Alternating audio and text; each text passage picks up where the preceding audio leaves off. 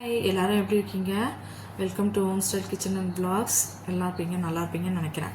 இன்றைக்கி நம்ம பார்க்க போகிறது பார்த்திங்கன்னா ஒரு சூப்பரான ஒரு சட்னிங்க.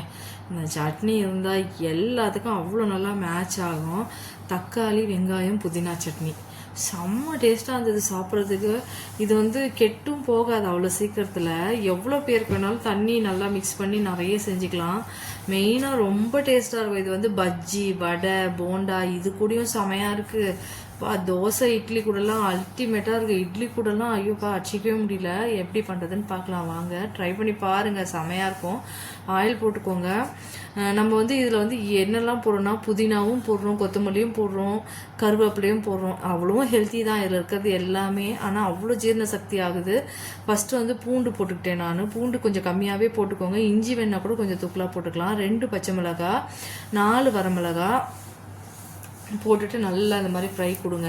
கொஞ்சம் ஃப்ரை ஆகட்டும். நெக்ஸ்ட் நம்ம ஆனியன் சேர்த்துக்க போகிறோம். கொஞ்சம் ஆனியன் அதிகமாகவே இருக்கட்டும், இதுக்கு நல்லாயிருக்கும். தக்காளி தான் போட போகிறோம். வெங்காயம், தக்காளி, புதினா தான். புதினான்றதை விட கூட எல்லாத்தையுமே மிக்ஸ் பண்ணிக்கிறோம். ஆனால் நம்ம மெயின் ஃப்ளேவர் என்ன கொடுக்க போகுது? புதினா தான் ஃப்ளேவர் அவ்வளோ கொடுக்கும் இல்லையா? அதனால் இந்த வெங்காயம் பார்த்திங்கன்னா ரொம்பவும் பாயில்டாக குக் பண்ண தேவையில்லை. ஒரு 60% மேலே வதங்கினா போதும். ஒரு 60% வதங்கட்டோன்னு சொல்லிட்டு விட்டுருங்க. ரொம்ப வதக்கிட வேண்டாம். ஏன்னா அந்த கண்ணாடி தான் சொல்லுவாங்க இல்லையா, அந்த கிளாஸியாக வரும்னு சொல்லுவாங்களா, அந்த அளவுக்கு நல்லா வதக்குங்க. வதங்கினதுக்கப்புறமா தக்காளியை போட்டு வதக்குங்க. இதில் இப்போ இஞ்சி, பூண்டு, பச்சை மிளகாய், காஞ்ச மிளகாய், வெங்காயம், இப்போ தக்காளி ஆட் பண்ண போகிறோம். தக்காளியை போட்டுட்டு நல்லா அதுவும் ஒரு 50% வதங்கினா போதுங்க. அதுக்கு மேலே ரொம்ப வதக்க தேவையில்லை.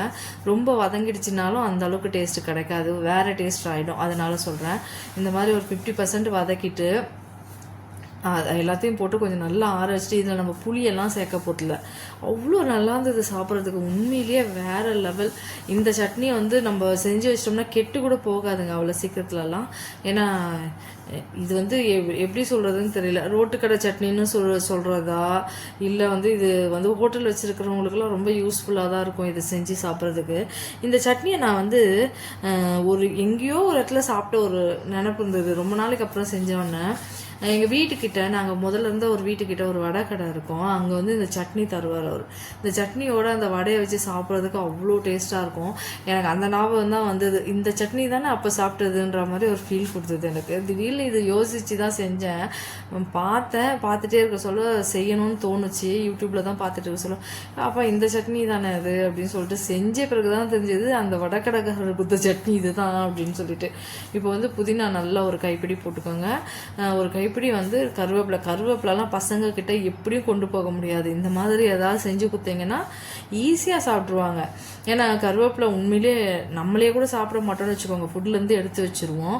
இந்த மாதிரி 50% வெந்ததுக்கப்புறம் வெங்காயம், தக்காளி இது எல்லாத்தையும் போட்டு இதையும் ரொம்ப வதக்கக்கூடாது. புதினா அப்படி லைட்டாக எல்லாமே வதங்கினோன்னா ஆஃப் பண்ணிவிடுங்க. ஏன்னா அந்த ஃப்ளேவர் போயிடும். ரொம்ப வதக்கிட்டிங்கன்னா அது வேறு மாதிரி ஆகிடும். அதனால் லைட்டாக அப்படி இலை சுருங்கினாவே போதும்னு சொல்லிட்டு ஆஃப் பண்ணி விட்டுட்டு நல்லா ஃபேன் காற்றுல வச்சு ஆற விட்டுருங்க. ஆற விட்டுட்டு கல் உப்பு போட்டு நம்ம நல்லா அரைக்கணும். பசங்களுக்கு இந்த கருவேப்பிலையை எப்படியாவது உடம்புல கொடுக்கணும்னு பார்த்தீங்கன்னா இந்த ஐடியா செம்ம ஐடியா. பசங்களுக்கு டிஃபன் பாக்ஸுக்கு நீங்கள் இட்லி கொடுக்குறீங்க, சப்போஸ் நம்ம டெய்லியுமே ரைஸ் கொடுக்க முடியாது. நிறைய பேர் டிஃபன் தான் கொடுப்பாங்க.